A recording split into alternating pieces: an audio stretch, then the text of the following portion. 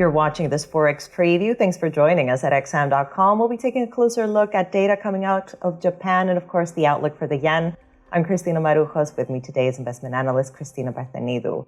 Cristina, Japan is expecting a barrage of important data, Q1 GDP, exports, and inflation, and forecasts are anticipating a slowdown in growth and a rather disappointing start to the second quarter. Therefore, what are we likely to see in the numbers?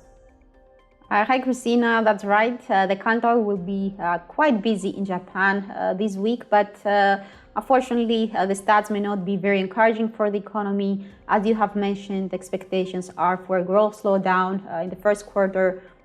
Particularly, GDP is expected to decline by 1.8% compared to just above 4% expansion at the end of 2021. That would be a notable dip, and if that turns out to be the case, Japan would be the third major country to report economic contraction in the first quarter, following the US and the UK. We also expect a slowdown in exports in April and an increase in imports on Thursday, which may signal another discouraging start to the second quarter.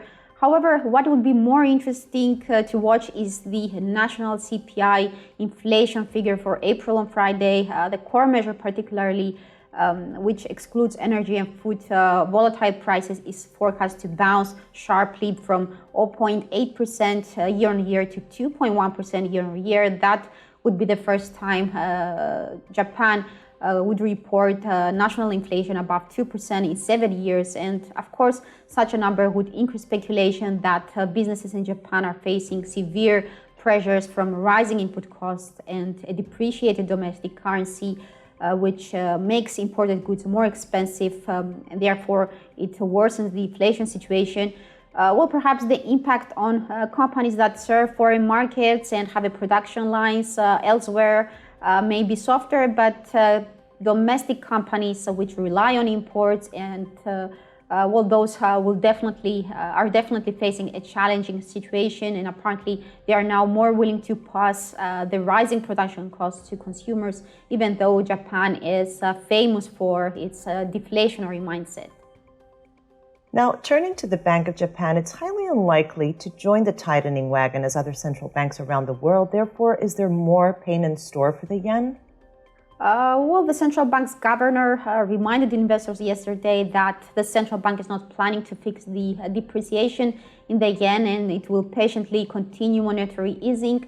So perhaps that was a clear message that monetary policy settings will remain super accommodative at current levels, even though inflation may spike. Probably the central bank will need more evidence that the rise in inflation is something more persisting before it changes course. Now, how the yen may react to the data? Well, last week we saw the currency behaving like a safe haven again after a while, following the negative US GDP print, which pressured treasury yields lower and somewhat narrowed the spread between the US and Japanese bond yields, which that was a key driver, bearish driver for the yen.